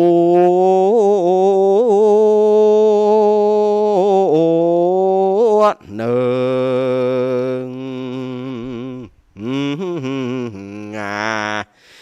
เจอ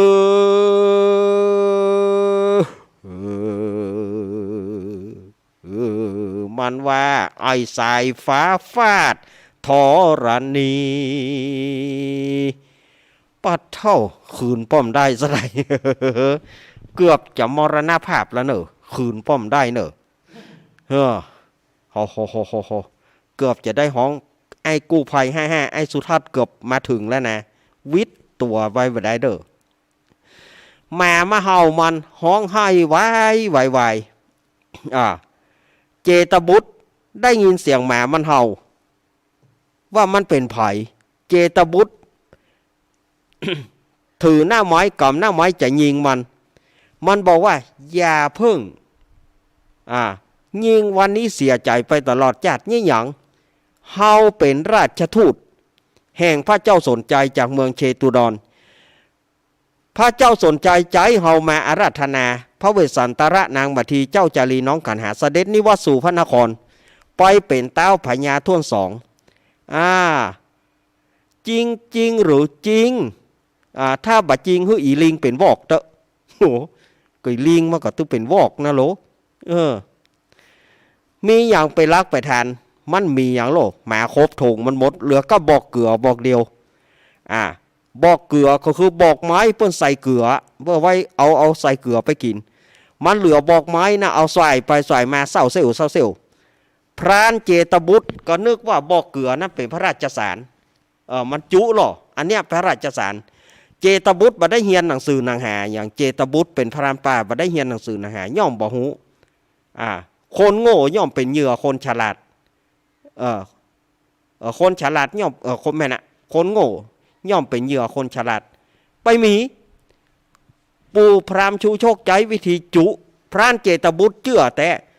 กราบไหว้ปู่พรามไหว้บอดอันยังเฮ้ยหรอมันได้โอกาสแล้วนะได้ดีขี่แปะไหลเนี่ยเพื่อว่าอันท่านยังอันท่านขี้ตูดราชทูตนี่หรอใครคอปูดกะอันหาไม่ได้พระเจ้าค่ะ คนเฮามันกลัวตายนะคนเฮามันกลัวตายหรอเท่าข้าขอสุมาเตอท่านราชทูตข้ามีตาหามีแววไม่บอกฮู้ว่าท่านเป็นราชทูตฮู้แล้วก็ใหญ่ๆขอสุมาเตอเจิญท่านราชทูตลงมากินข้าวกินน้ำก่อนเตออีหรอเจตบุตรฟังเอาผ้าตอง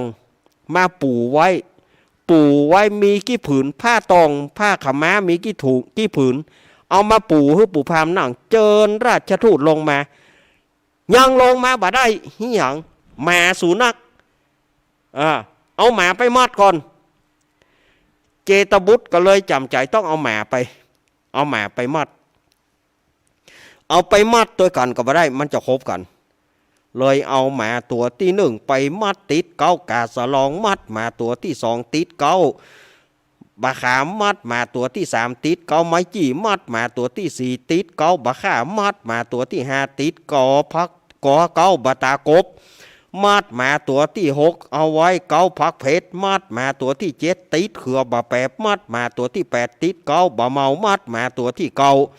ติดเกาพักจิกมัดมาตัวที่10เอาไว้ข้างเล้าเป็ดมัดมาตัวที่11เอาไว้ต้นไม้หิมนอง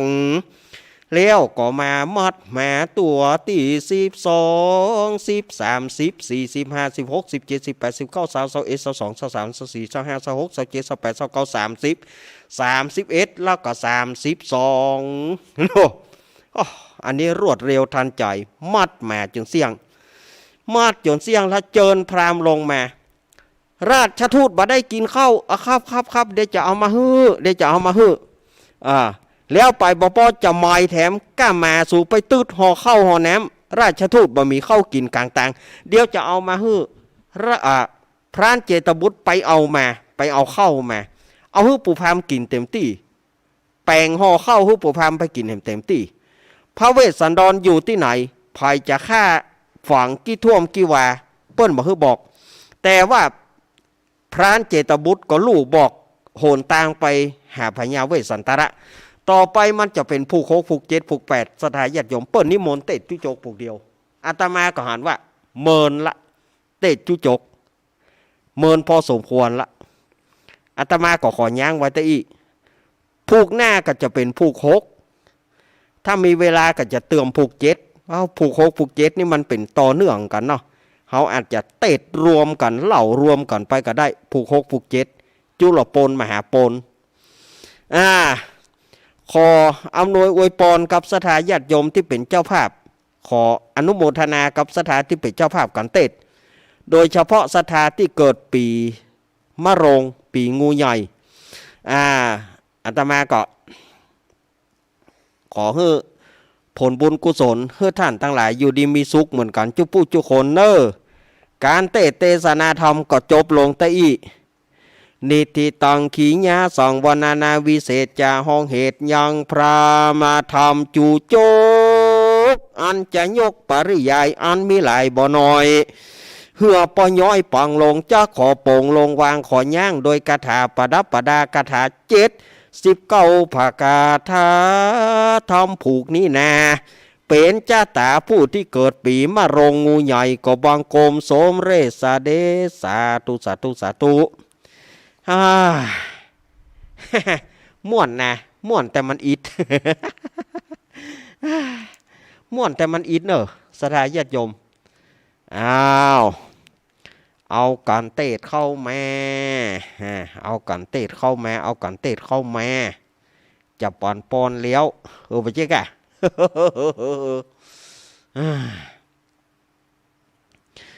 คืนนี้สถานญาติโยมบ้านสันเจริญสันเจริญตำบลน้ำดิบคืนนี้อาตมาภาพก็จะได้ไปเตะทำให้กับงานข่าวดำงานศพของแม่อุ้ยบุญมหานันแม่อุ้ยบุญมหานันอายุ90 ปีอายุเปิ้นได้90ละตั้งศพอยู่ที่บ้านสันเจริญศรัทธาของงานตุปี1เนอะศรัทธาของท่านพระอธิการประสบโชควิสุทธิธารีอันนี้ก็เปิ้นก็ตั้งศพบำเพ็ญกุศลแม่อุ้ยบุญมหานันนี่เป็นแม่ของไอ้สวัสดิ์มหานันไอ้สวัสดิ์นี้ถ้าจะอู้ไปแล้วไอ้สวัสดิ์เนี่ยก็เป็นหลานเคยของอาตมานี่เหมือนกันเพราะว่าหลานอาตมานี่ไปได้ไอ้สวัสดิ์เนี่ยลูกของอุ้ยบุญเนี่ยลูกของอุ้ยบุญเนี่ยแล้วเดี๋ยวนี้แม่เปิ้นตายเปิ้นก็นิมนต์หลวงนะไปเตะถือกำเนิดวะไปก็ไปเนาะอาตมาก็จะได้ไปเพราะอย่างไรก็บดีแต่มันลูกหน้ากับปะหูดังอย่าว่านะกะมันอันเดียวกันนะจะบูไปแล้วมันก็บ่ไกลกันแฟนของไอ้สวัสดิ์นี่ก็เป็นหลานของแม่อีเตอะเป็นหลานของแม่และแต่ก่อนมันได้กินซุปกินดิบก็กันกินซุปกินดิบก็กันน่ะแม่แก้วดีแม่ของพี่อ้อยนี่นะแม่ของพี่อ้อยเนี่ยมันก็ได้กินซุปกินดิบกันเฮฮาปาร์ตี้กันไปไหนไปกันสมัยก่อนเนาะ อันนี้ก็จะได้ไปเตะโพดอุยบุญไปเตะทำเพื่อบ้านอุยบุญมหานันท์อายุป่นเต่ากับแม่อัตมาภาพแล้วก็ตายปีเดียวกันนะสทายาติโยมแม่อัตมาภาพตายต้นปีแม่อุยบุญตายปลายปีอายุ90เต่ากันนะแต่ความจริงเปิ้ลแข็งแรงนะเปิ้ลไปแบบเปิ้ลจะไปก็ไปอันเอาอะเปิ้ลจะไปก็ไปโดยง่ายเนี่ยอุยบุญนะแม่อุยบุญมหานันท์เอาละศรัทธาญาติโยมต่อไปเอาปอนเนอร์ฮับปอนผู้ที่เกิดปีมะโรงมาฮับปอนเนอร์ท่านที่มาบ่ได้ก็เปิดเครื่องฮับฟังอยู่ตั้งบ้านเนอร์เปิดวิทยุฮับฟังอยู่ตั้งบ้านตั้งจองไผมีน้ำหยาดก่อหยาดน้ำกรวดน้ำเนอร์ยะถาวารีวหาปูราปาริปุเรนติสาครังเอวะเมวะอิโตทินังเปตานังอุปคปติอิชิตังปฏิตังตุมหังคิปะเมวะสมิสตุสเพปุเรนตุสังกปาจันโทปนารโสยะถามณีโจติรโสยะถาใจยสิทธิธานังลาพังโสถีภคยังสุขังพลังเสริอายุจวันโนจะโพคังวุธีจะยะสิทธิพวันตุโวสปิติโยมิวัชันตุสัพพะโรโกวินาสตุมาเตภวะตวันตรโยสุขีติกายุโกภวะอภิวาทานาสีริสานิจังวุธาปัจจายโนจาตารโรธรรมาวัฏันติอายุวันโนสุขังพระลังสาธุสาธุสาธุอ้าวโชเฟอร์สารถีมาเอาสังเนอโชเฟอร์สารถีมาเอาสังเนอโชเฟอร์อยู่ที่ไหนทราบแล้วเปลี่ยน ทราบแล้วเปลี่ยนทราบแล้วเปลี่ยนอ้าวศรัทธาญาติโยมทำก็เตดแล้วปอนกับบานแล้วต่อไปเฮาก็มาคลายบรรยากาศคืมอย่าพ่องบ่เบาสมองอย่าพ่องบ่เฮามาเล่นละครเนาะวันนี้มาเล่นละครวันนี้ลุงแนนไอ้มาละซิกมาละหายเซฟแต่ ชาวยีคุณผู้ฟังจังใหญ่ชาวยีเนาชาวยีเนาวิญญาณไอ้มาเย้าเนาอย่างจากที่หายไปหายไปแล้วช่างมาเมยยุ่งปะเช่า ไอ้ยังไงวิญญาณไอ้ซิกเนี่ยยังเป็นเฮานี่เฮาบัดซิกแล้วลูกย่อไผ่บ่ฮู้ก็ไผ่หอมันก็ไข่กินไข่เอียวอยู่ลาไข่กินไข่เอียวอยู่อีไข่กินไข่เอียวอยู่ชิกเพื่อไข่เอียวงานเนี่ยกะเอียวงานเท่าขนาดนี้นะเท่าขนาดนี้ยังจะไปอยู่ไปกันเนาะบ่ไปจะใหญ่มาเนี่ยเป็นจุป่อเฮียบยีแก่ไปแกอุ้ยหนานไอ้ไปห้องอุ้ยหนานเนอะก็จะปากแจกโคชวกเนอะแต่ไปมาห้องอุ้ยนี่เนอะไอ้ยักปวมปากแจกเขี้ยวลมไปแฉบเนอะคนเท่าตายสวกไว้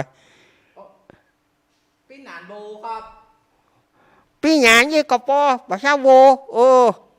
ก็จะเอาคิงแห่งคนอย่ามาสวกเมื่อหาสักกะครับหายะหายะอยู่หายไม่ได้ครับพี่หนานโบครับหายะหายได้ติดไปอะจะบ่มาเจือเสียงมาเข้าจี้เข้าจางเกินวันนี้ก็มาแชมยังยูมายังยูครับสวัสดีพี่หนานโบครับพี่หนานไอ้คนงามอีกาโวหาป่อขี้หยองพี่หนานคนไอ้พี่หนานโบคนงามครับพี่หนานไอ้อีกาโวหาป่อขี้หยองโอ้โหแก่ประกาศรู้ไงโฟแต่วันนี้ ลูกลูกพี่หนานโบมาก่อนครับ แม่มันจะมาเยี่ยงอย่าคอนี่ มันก้อนโบนะครับ แม่เนี่ยมันมาให้ยะอยู่ ครับสวัสดีพี่หนานพี่หนาน เอาแล้วเอาแล้ว ลืมชื่อลูกพี่หนานไปแล้ว เออ ไอ เฮ้ย คอนสวัสดีครับไอคอนโบครับ บ่เฮ้ยสวัสดีสวีดัสคุณผู้ฟังที่เคารพมาแล้วเนอะ วันนี้ไอ้คอนโบเอาลูกอันอย่างมาครับมาตดพ่อไอคอนโบ วันนี้มอเตอร์ไซค์ห่าง มอเตอร์ไซค์ห่างกว่าจะออกมาโบพ่อขยูขว้างรถยนต์มีหน่อยหมอแม่ รถยนต์ก่อนวันนี้นะเอาไปยกเครื่องมันว่าเอามอเตอร์ไซค์ห่างนี่ป่อนี่สตาร์ทมาโบมันโบหัดนี่ก็เดี๋ยวก่อนก็ได้จะไฟจูดมันก็ได้ไปเผียวบ้านไงไฟเล่นเขามอ เอามาทีมงานละครพร้อมก็ครับวันนี้เราจะไปพอลำวงกันวันนี้นะเราจะไปพอรำวงย้อนยุคกันวันนี้เราปากันไปพองานรำวงเนาะโอ้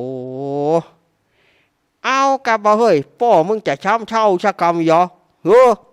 ไปเอางานย้อนยุคไอ้ยะโอ้ไอ้นี่อย่างเงี้ยฟ้าจะหย่อนฟันจะเชือนเม็ดมะขามคั่วกูกินบะใจ เขี้ยวกูบะยี่ เอานี่บ่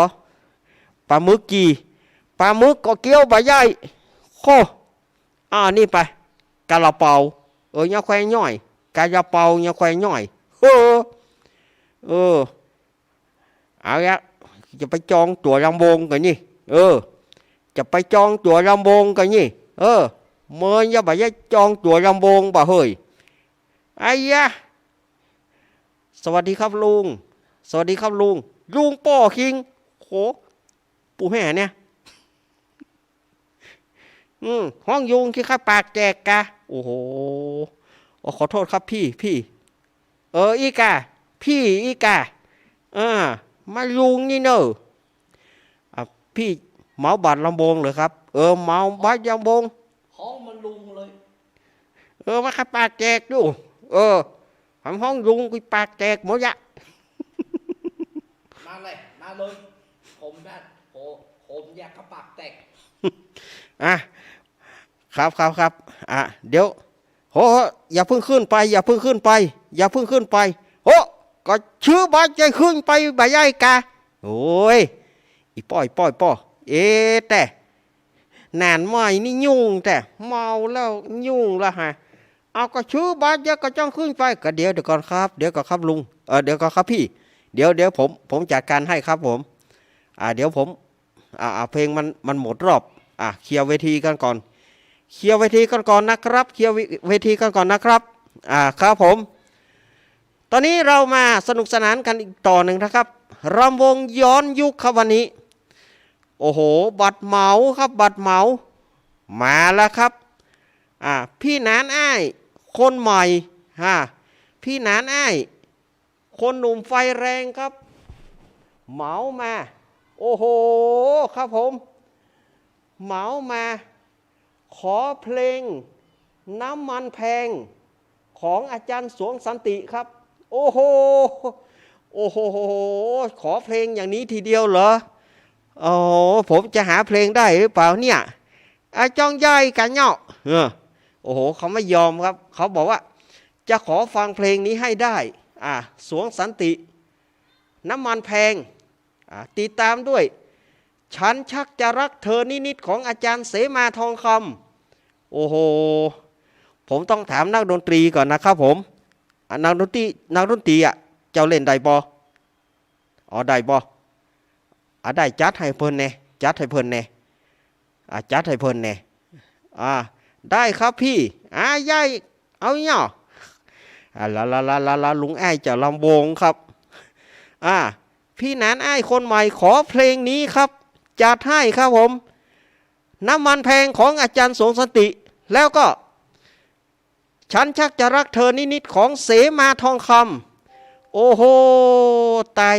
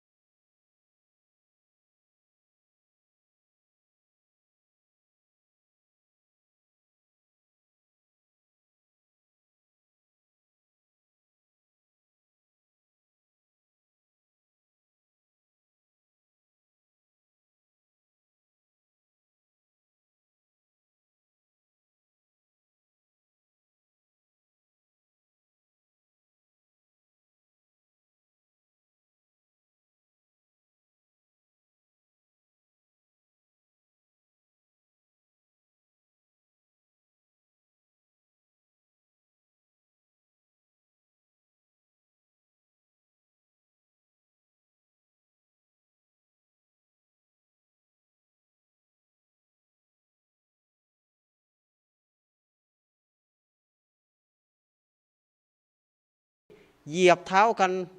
บนเวทีครับเคลียร์เวทีกันก่อนนะครับลงก่อนนะครับใบโยงใหญ่ก่อโอ้โหพอแล้วครับพี่พอละเดี๋ยวเวลาจะหมดละใบยอมแต่พี่อ้ายเขานี่พี่หนานอ้ายเขานี่ใบยอมติ๊กใบยอมตายบ่แค่ชองเพลงนี่ไงเตือนหน้าก็เอาใหม่เตือนหน้าก็เอาใหม่เตือนหน้าก็เอาใหม่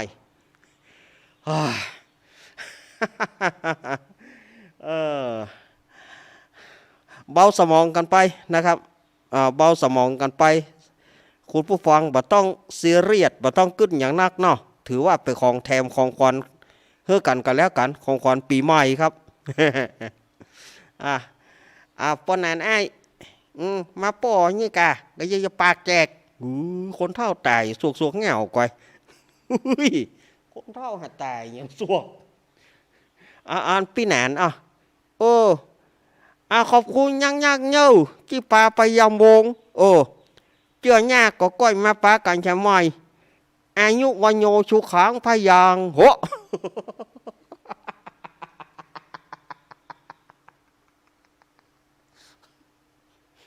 ยืมบ่เฮ้ยnhưngว่าเป็นจุกเจ้าอยู่ลืมกะยืมไป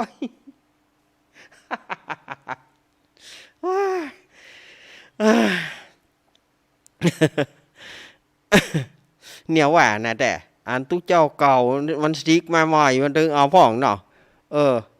จะเยินพรว่ายังกล่อมบาดไฟว่ะเขาว่าโหป้อยังกล่อมบาดมาโหยืม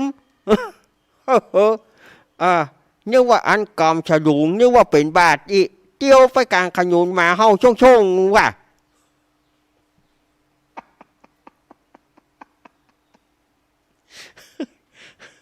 ลืมหาว่ากุมบาดอีนึกว่ากุมบาดมาเฮาจะก้นช่ง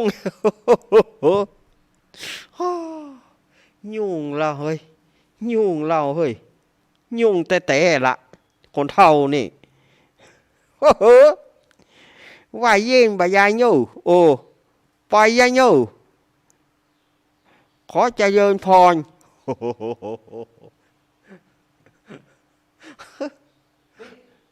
พี่นันไอ้โว้ เฮ้ยติดคอมอยากเป็นตู้มาอยู่กะมันหย่อนบ่จ้ามันย่อยบ่เฮ้ยมันหย่อนมันย่อยเยียวแฮะกูจะไปกับบ่ยายไปจะแฮะหลานมาหน่อยเด็ดฮะเกี่ยวลมบอกฮะเฮ้ยมันบ่พ่อว่าพายเป็นพายแต่คนเท่าเขานี่อย่างใดเนี่ยฮะอยากลองมัดคนเท่าหน่อยชิงพ่อหานว่าจีนเที่ยวนี่นะแต่มันยักไงหานว่าจีนเที่ยวนี่นะปอเอาไปลุงแอนไปรถจะไปแล้วฝากไว้ก่อนพ่อสอนไว้ป่ะอยากลองประเดี๋ยวนะฝากไว้ก่อนเราถึงไว้ยายกูจะมาเอาคืนไปลุงแอนไปรถมาละไปไอ้ก้อนเอาป่อไอ้ก้อนไปหาอะไรจะมายุ่งกันหาหอมหาหูว่าได้ก็เดี๋ยวไปว่าสถานีวิทยุอย่าง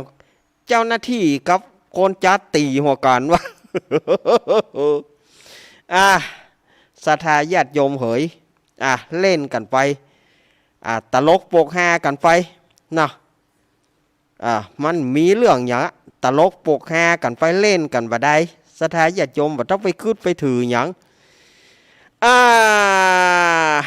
จะไปลืมเนอะวันที่11ที่จะถึงนี่นะก็มาสวดอิติปิโส108จบกันเนอะแล้วก็มาห่วมสืบโหราชตาตัว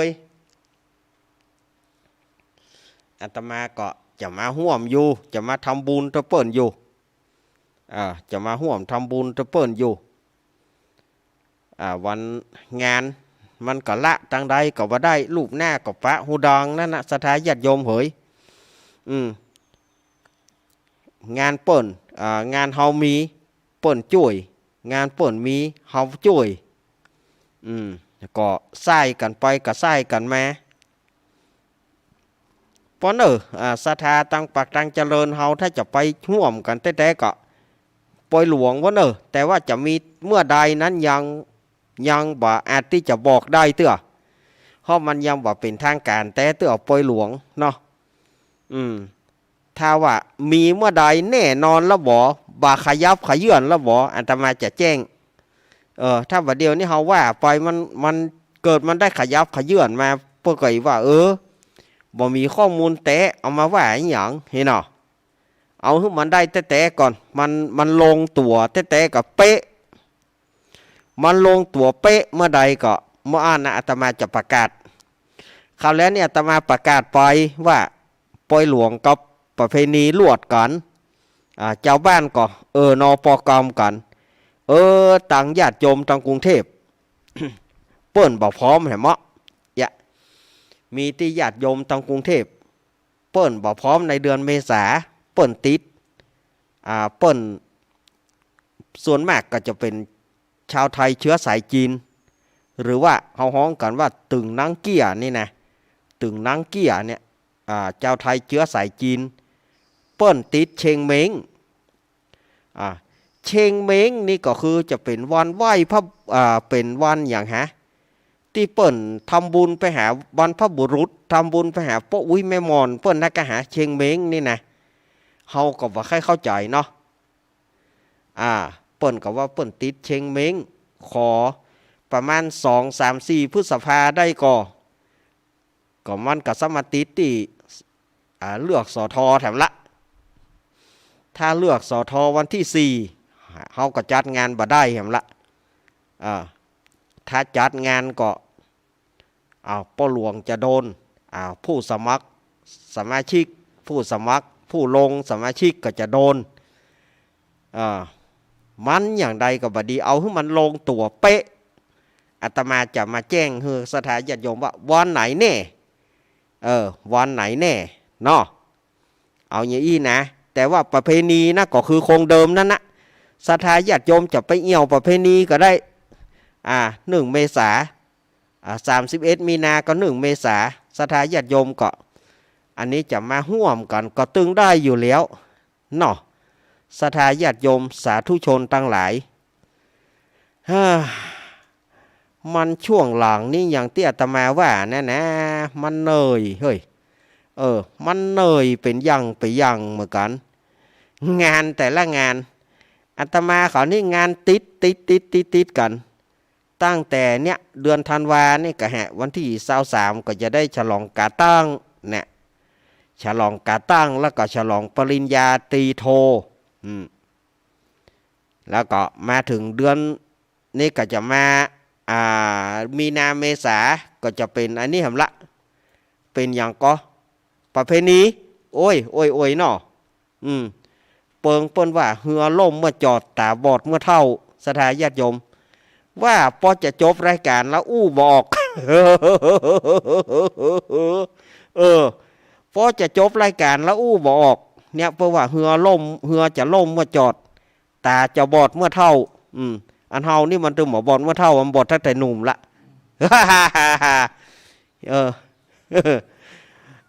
สถานจะไปถืออาตมาเล่นเยอะสถานญาติโยมว่าอาตมาเล่นอย่างไปสถานญาติโยมจะไปถือโยกของมันเหี่ยตนมันตายไปก็หมดท่าเนอะของเหล่านี้ถ้าว่าอาตมาตายไปก็ยังเก่งก็จะเหลือเสียงไว้กับสถานีได้เนอะ เสียงปิดไอโบหน่อยเนาะเหลือไว้แค่เสียงแต่เพื่อจะเปิดก็คนได้ก็มากลัวเน้นรักกับมาแก คนใดก็จะมากลัวมาแกเปิดเมื่อใดก็จะไปเปิดน่ากลัวอีเนาะไปแล้วเปิดแล้วมาโคตรทุกคิงนะกะเปิดปุระ มันซิกออกมาใจน้อยนะคนเท่านี้นะปล่อยปุระเว้ย เอออันนี้ก็สถานญาติโยมอันนี้งานที่สำคัญนะแล้วก็งานพระป่าธรรมะคลายเครียดทำเนออันนี้ป่นก็ปีพี่สมัยเพื่อก็ฝากมาว่าขอประกาศทึแต่เนอ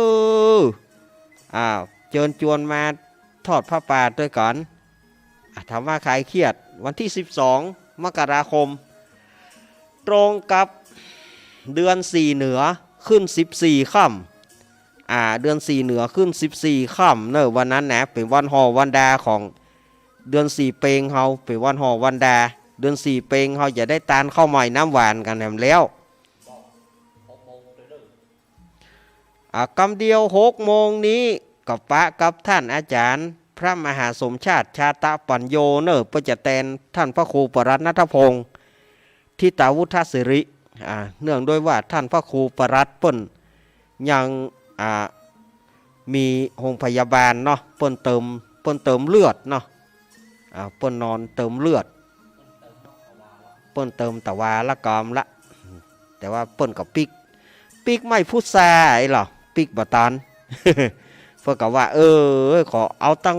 สัญญาณตั้งดอยรอตั้งครูบาอาจารย์ก่อนเด้อถ้าอาตมาบัดติดงานอาตมาก็ต่อเนี่ยแต่ว่าอาตมาติดงานแต่อาตมาจะไปงานศพของแม่อุ้ยบุญจะไปงานศพของแม่อุ้ยบุญมหานานจะไปเตดโปรดเปิ่นเหตุกรรมก่อนมันอย่างใดกับบดีรูปหน้ากับพระหูดังนั่นนะสถานญาติโยมอย่างว่านะบุญก็ค่าได้ไส้ก็ค่าเต็มคำว่าไส้ก็ค่าเต็มเพราะอะไร มันก็เปิ่งกันรถก็อาศัยน้ำมันก็อาศัยน้ำมันก็อาศัยปัจจัยสถานญาติโยมว่าฉะนั้นเฮาก็หาปัจจัยก้าน้ำมุกน้ำมันพ่องก่อนได้ปัจจัยมาตั้งใดก็เป็นน้ำมุกน้ำมันนะเฮาขึ้นล่องบางทีก็บ่ได้ก็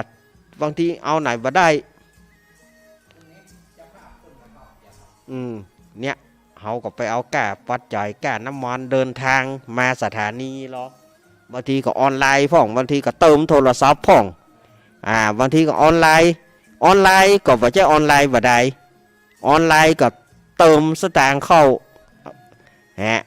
มันก็เนี่ยนะเนี่ยเพราะว่าเขาว่าใหญ่เขาว่าอาตมานะเขาตั้งฉายาว่าอยู่กับเปลืองไฟปล่อยกับเปลืองน้ำเขาว่า